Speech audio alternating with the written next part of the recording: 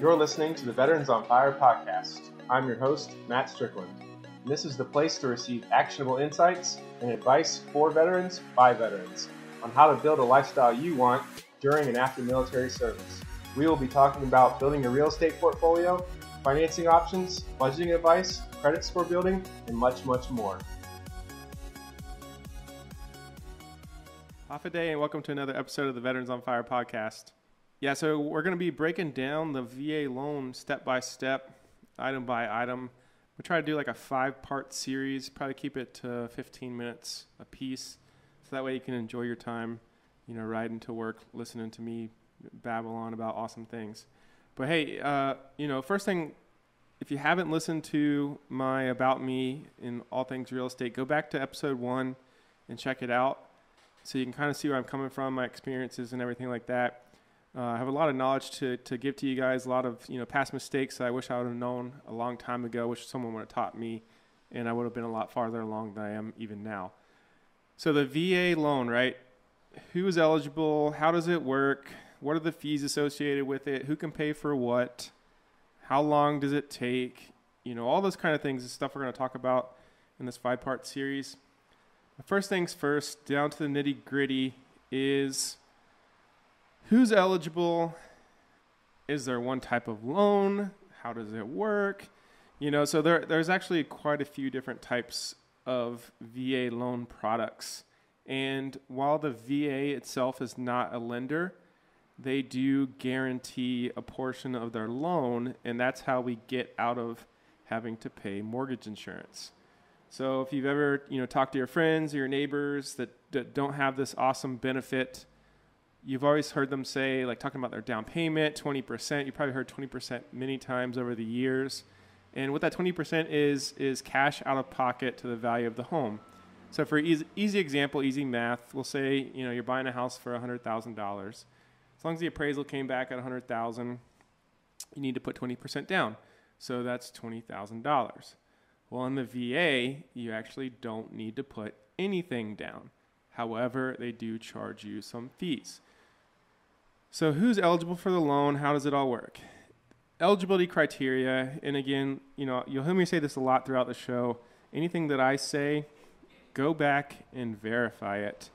And I recommend that you go to the VA website, benefits.va.gov, and get the source documents. Because if you type in these articles and stuff, you're going to get a lot of, websites out there that pop up. They're writing articles on or about it, which are helpful. But at the end of the day, you want to make sure you have the most up-to-date and accurate information. And you're going to get that from the VA source itself at va.gov. So different types of loans that you can actually take out. Purchase and cash out refinance. So purchase is pretty similar to any other product out there, the difference being the down payment. Cash out refinance technically falls in with the same category. If you look it up on their website as well, it's in the same category. Cash out refinance means you already have your property ownership and now maybe have some equity in it and you want to take out that cash. So you can take out up to 100%, which is a great investing vehicle to pull cash out of your primary residence and use it for future endeavors. They also have what's called the streamlined VA IRRL, interest rate reduction refinance loan. And it is basically nothing but a rate and term where your cash out refinance had you take out money. The IRRL is a very streamlined, you can do it in less than 2 weeks with most lenders. No appraisal, very little documentation required. And what they're actually doing is just taking your current mortgage and restarting the rate and term, usually back to 30 years. But in times like now, when the interest rates are super low, if you have a mortgage from a couple of years ago, maybe at 4.5% or something like that, you could get it down to some lenders at 2.25. And that could save you a lot of money over time, especially on your, interest bearing over 30 years. There's also a North American direct loan, and that helps Native American veterans finance the purchase, construction, or improvement of homes on federal trust land, or they also can reduce their interest rate just like on the VA F-I-R-R-E.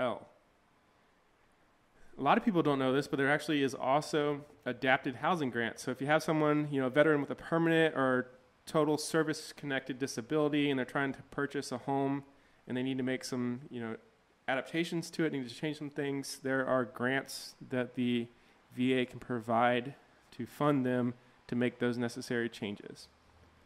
So that's kind of a quick overview. If we talk about, eligibility, who's eligible, how do I get my certificate? You used to have to go online to the VA website and request what's called your certificate of eligibility. And that's going to tell you, are you eligible? Do you have any current loans out?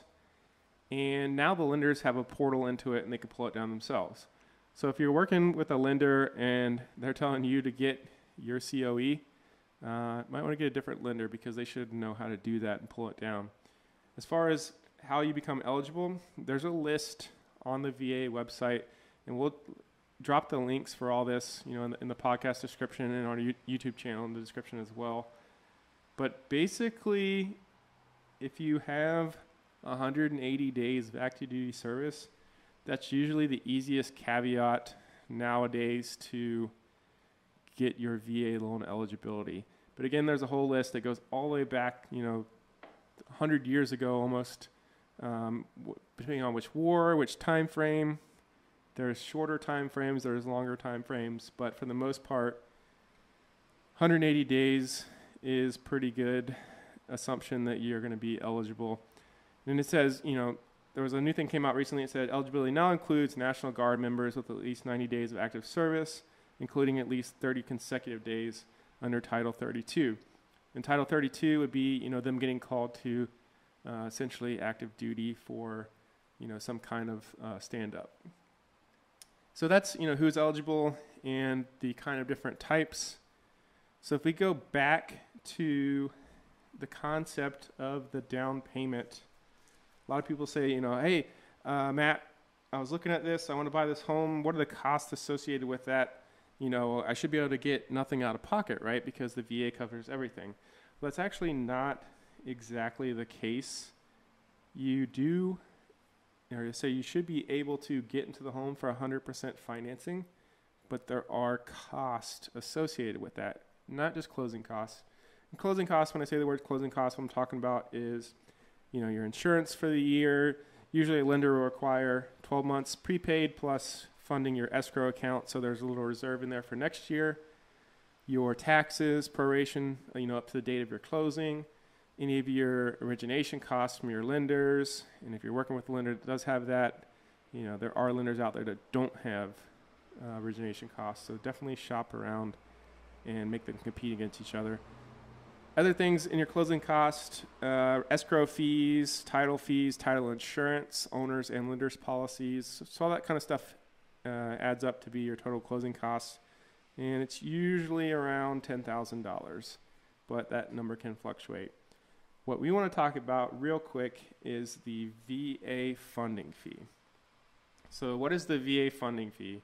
And it's defined as a one-time payment that the veteran, service member, or survivor pays on a VA-backed or a VA direct home loan. This fee is, their disclaimer is that this fee helps to lower the cost of the loan for U.S. taxpayers since the home loan program doesn't require down payments or monthly mortgage insurance. So if you call the VA and you ask them, is the funding fee mortgage insurance? They're very hesitant to say yes, but essentially it's what they are saying.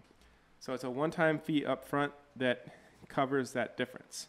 Now the other kind of misnomer is that people think that the VA covers their entire loan.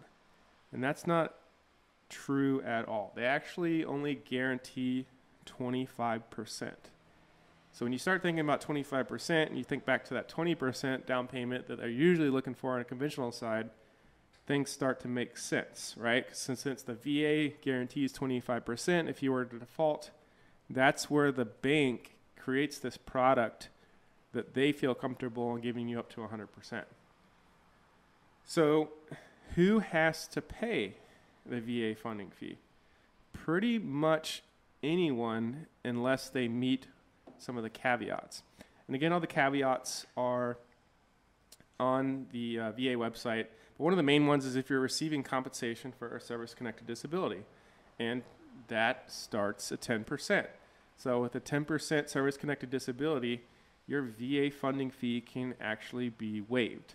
And there's a couple other caveats. Purple Heart, depending on when you were in the service and what you're connected with, there's a list of like 6 or 7, I think. But if you just type in VA funding fee on the internet, don't go to the ads that pop up. Go straight to the VA website and you will see the list. But if you go off the 10% rule, that's usually a pretty good estimate. Talk with your lender, pull your certificate. It will be on your certificate of eligibility, and it can actually be huge savings. When will you pay this fee? So you pay the fee at closing.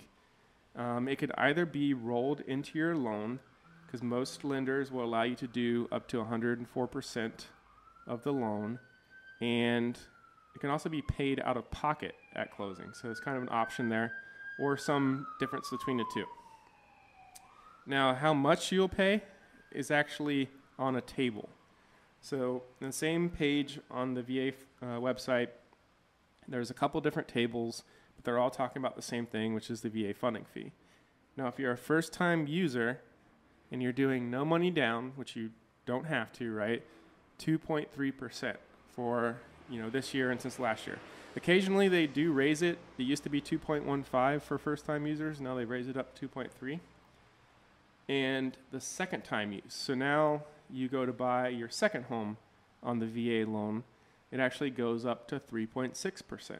So 3.6% of $100,000 is $3,600. So every $100,000 on your second-time use, you are going to pay $3,600. So that's where that 10% service-connected disability can really become a great mechanism to save a lot of money up front. Now, one of the other cool things that you can do, and working with your lender and your real estate professional, you can kind of come up with a strategy for your offer and how you're going to get everything done. If you put 5% or more down, the rate drops to 1.65%, and if you put 10% or more down, the rate drops to 1.4%. So just some kind of strategy and numbers there. And then the interesting thing is that the same fee applies for VA cash out refinancing loans. So you bought the house, a couple of years ago for $150,000. Now you got an appraisal that's worth $200,000, so you want to take out that $50,000 in equity. Again, first time use 2.3%. So that doesn't mean that if you bought a house for the first time and then you refinance it, you have to pay the 3.6. It's actually considered separate in the chapters. So the first time you buy it's 2.3, the first time you refi it's 2.3, and then every time after that 3.6. So it's kind of a common misnomer that people get hung up on. There are VA funding fees for the other loan types that we talked about, and one of the most common ones is the interest rate reduction refinance loan, and that's actually only 0.5%, and that's fixed every time you do it.